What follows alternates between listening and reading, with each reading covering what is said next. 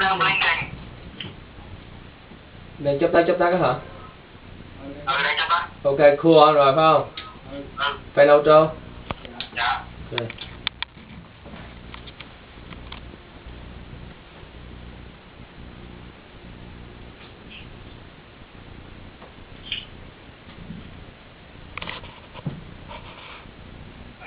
Đang cái delay hả?